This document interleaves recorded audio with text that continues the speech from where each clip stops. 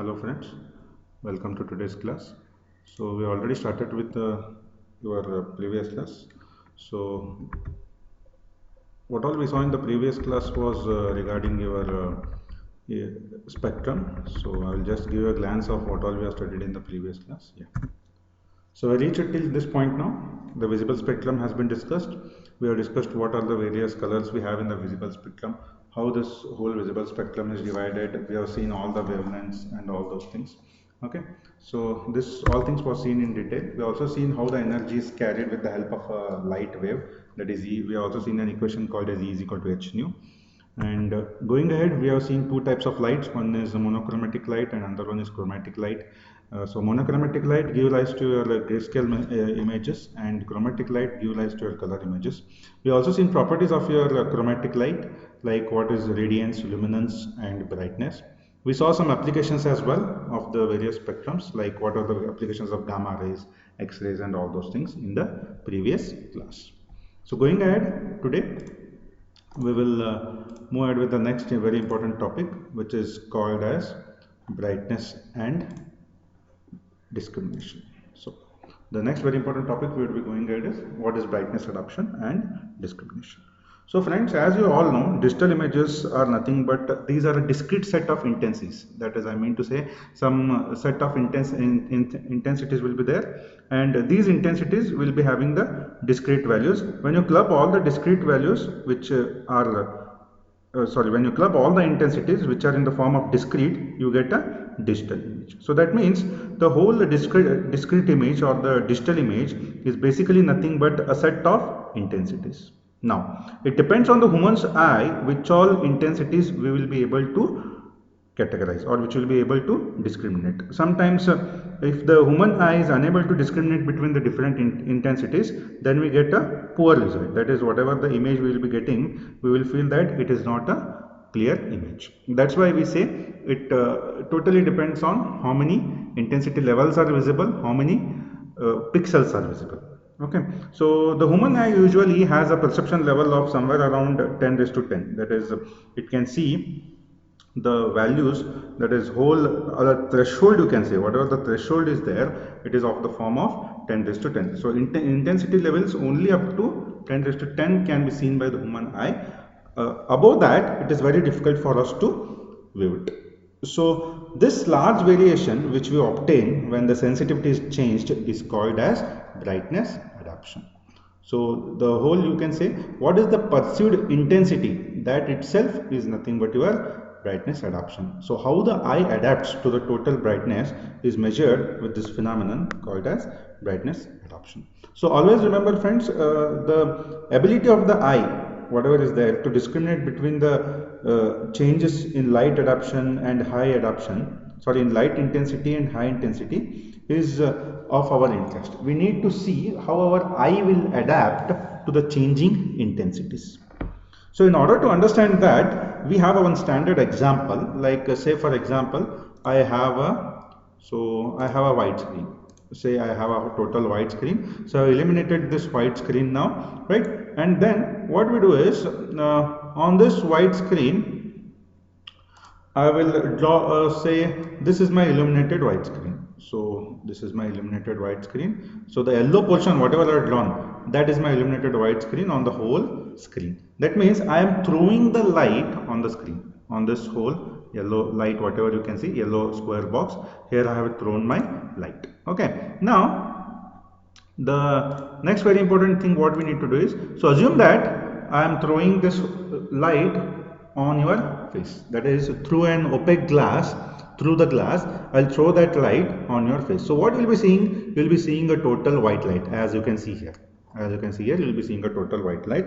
Then what we will do is, we will give you a small flash, something like this. I'll give you a small flash. So this small flash, I tell it as delta of I. The small flash, I will name it as delta of I, that is small change in intensity. Now friends, when I throw this small change in intensity through that whole white light, it becomes very difficult for our eye to recognize it. So therefore, what I will do is, I will increase this white light. That is, whatever the flash I am throwing on you, I'll slightly increase it. Say something like this. Okay, so this is nothing but whatever the circle I am showing you right now, it is the flash which I have thrown on you. Now when the flash area has been increased, now your eye will be able to perceive, or now the eye will be able to see it. So this is nothing but, say for example, this is my whole eye. This is my whole eye. Then this, whatever the small red I have flash I am throwing on you, it is nothing but, it is called as eye plus delta I. It is nothing but I plus delta I. That means what? I is already there. Whatever the whole yellow background you can see here, this whole inside this is my whole I is already there. To that I am adding a small flash which becomes my I plus delta I. So therefore friends, when the intensity of this flash goes on increasing, you can assume yourself, when the intensity of the flash goes on increasing, then you can see the light. That is, whatever the flash is there, then you can see it. If in the earlier times when I put just one small dot like this, it was very difficult for our eye to perceive this small dot. But when I increase this same small dot to a larger flash, how shown here as well as here, then our eye will be able to see it. So this is what is nothing but your brightness adoption, and the quantity, that is del I divided by I, this one quantity we will be measuring. Okay, so this del I is nothing but your, how good you can see, whatever the flash is there, how good you can see is nothing but your, it is called as del I, and the ratio of this, that is del I to I, whatever the ratio you can see here, this is called as Weber ratio. This is called as Weber ratio. Okay friends, this is nothing but, it is called as Weber ratio. It is very much important, Weber ratio, because using Weber ratio we can measure how good is our intensity discrimination capacity. Like say for example, I have a small value of this del I by I. So usually this del I is given by del IC. Okay, IC is nothing but, C stands for change. So this ratio, when if del I by IC, sorry, del I by I is small, say it is small. So when this quantity is small, then the change in intensity is discriminable. That means the intensity changes can be easily discriminated by our eye. Now let us assume this del I by IC is large. Say this del I by IC is large. It means that we have a poor brightness discrimination. So I hope friends, this brightness discrimination is pretty much understandable. You can just remember this example which I have given. So if you know this example, you can easily understand this whole brightness discrimination. Okay, so this is how we will be doing.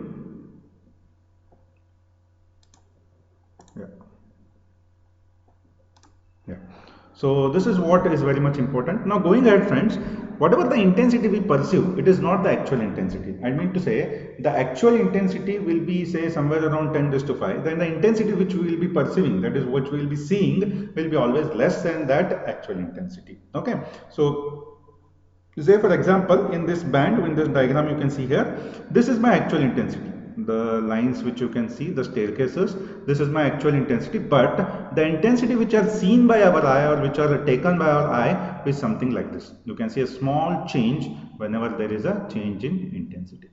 So this is very much important. So we can say that there is always an undershoot or overshoot of the regions. This undershoot or overshoot of the regions is called as Mach bands.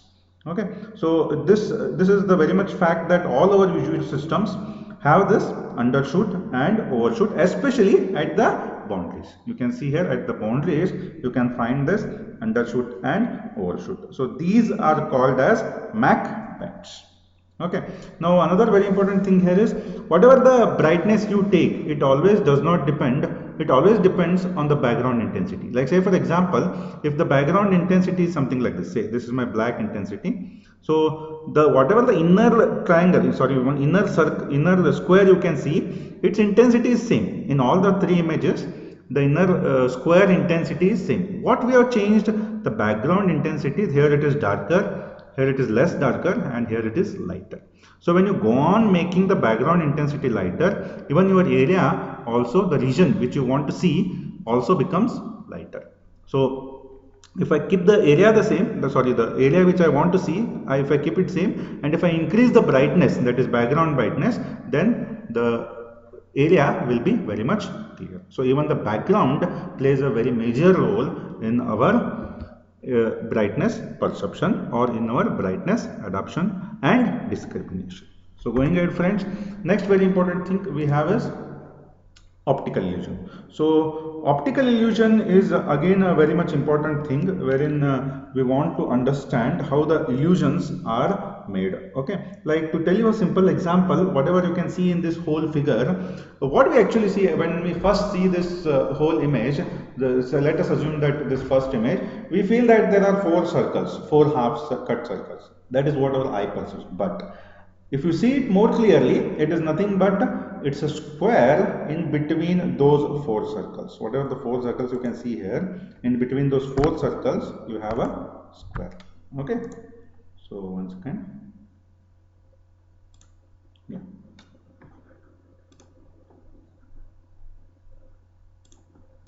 So we were at this slide, sorry for the interruption. So whatever the square you can see here, it is the square which is falling on these four circles. Similarly, when you see these lines here, we feel that there are some lines which are coinciding, but it is nothing but there is a circle in between these lines. So this is what I am trying to tell you. There is an optical illusion always with our eyes. So it is very much important that this optical illusion is usually a characteristic of a human eye, which is not yet completely understood by the scientist why it occurs. So it completely depends on how we take our whole perception. Is that clear? So this is what is about your optical illusion. Next very important thing we will be seeing is about your imaging sensor. So till now friends, we have seen how the light is observing, how you perceive the light. The next very important thing is we need to go into much detailed thing, that is how the image is sensed and acquiesced. I mean to say, this we will be seeing in terms of your technical aspects. Till now we are seeing in terms of your practical aspects, like say for example how the eye perceives, how the brightness is perceived. So the same phenomena or the same fundas you can say are implemented in your cameras or are implemented in our technology. So you will be seeing the first imaging sensor, that is single imaging sensor, whatever you can see in the diagram here. So another very important thing friends, I would like to tell you, what do you see whenever we see an image? It is nothing but it is a reflection or absorption of energy. Like say for example, I am just seeing this black screen here, black letters here. It is nothing but whatever the black light is there, that is being reflected. So that's why I can see an image wherein there is a black, it's a black. So that means the colors whatever you see are nothing but the colors which are reflected by. Okay, so to tell you one other very important thing is, like say for example, whatever we are discussing right now, say you illuminate something from your X-ray or from whatever, say for example your radar. So what happens there? The whole light is thrown, but only a particular light is reflected back, especially in radars you can say, or in X-rays. So friends, always there are two important things here, two important phenomena. One is either you will be reflecting an energy or you will be passing that energy through a body. Like say for example,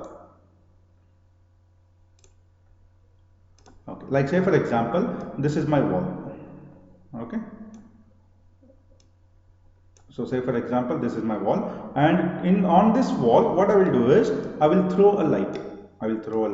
And if this light, what happens usually, if I throw a light on the wall, it gets reflected. So this is one phenomenon wherein you throw a light and the light gets reflected back. Okay, the other phenomenon is, say for example, you have an object and you throw a light on that object. Let us assume it's a patient, and you throw an X-ray on that patient. Then what happens usually in your CT scan, this X-ray gets passed through the patient and it is sensed by one more sensor here at the end. Right, so that means what is happening here now? There are two phenomena as we are speaking. One is the light gets reflected back through a surface. The other is the light gets through the surface and it is collected by another sensor at the other end. So this is very much important, friend. We have two types now. That is, one thing we need to deal is the reflection. The other thing we need to deal is how the light is passed through a certain object. Okay. In order to understand these things, what we'll be doing is we'll be next going through the sensor. So this is my first sensor, which is a single sensor. Now how this works? So this basically works depending on your electricity. That is, you have a power in there. You can observe here, you have a power in here. Then inside this you have a sensing material.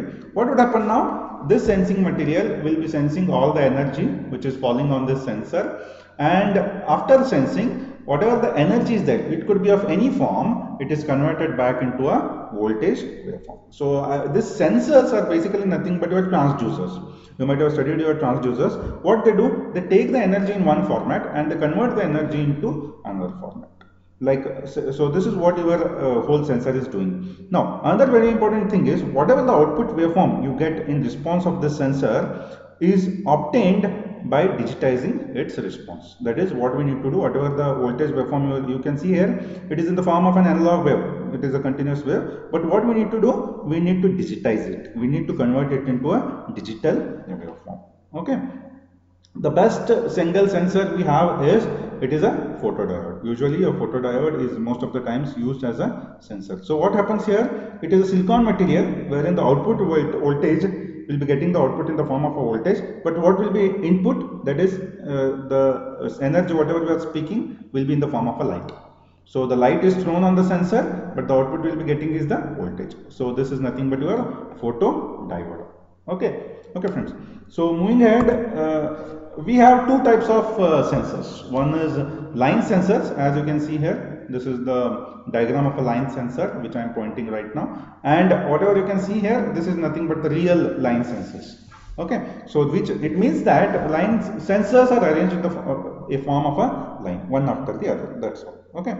Now the other arrangement is, you will be arranging the same lines in the form of arrays. So this is my first line, second line, third line, and so on. Then we get the array sensor. So you can see here, these two are almost similar. These are single chips. That's why I've taken a pic wherein we have three different chips. So what they do now, they merge these three strips. They merge these three chips and they create one single strip. So this is nothing but an array sensor. Okay friends. Now next very important thing we need to understand is how the image is acquired, how the image is generated. So what we need to do here is, we'll be having a sensor. So please observe this diagram. This is a single sensor which you can see here, and this single sensor is merged with the mechanical rotor. So this is your mechanical rotor, and you on this rotor you will be putting a film. So this is my film which we have put.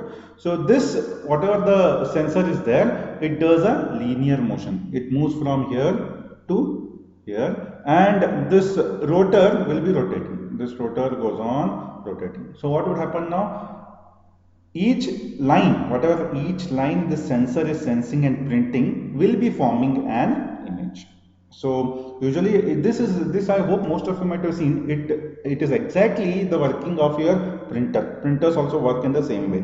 As a cartridge will be there. That cartridge will be moving from left to right, something like this, and your roller will be there, which goes on rotating. So you can observe here friends, how this works is been depicted in this diagram. You can see this is my sensor strip. Whatever my pointer is pointing right now, this is my sensor strip, and this does a linear motion. It moves towards this end, and wherever it moves, that is, if it is moving in this side, then the particular image is created. Okay. So this is how your whole single sensor will work with the motion, and this will generate a 2D image. Remember friends, this will generate a 2D image, not a 3D image. So whatever you can see right, the arrangement you are seeing right here now, it is generating a two-dimensional image. Now This whatever you are seeing, it gives you very high precision. So whatever the arrangement you are seeing here, it will be giving you a very high precision. But always remember, when it comes with high precision, it is always expensive. So it will be expensive, as well as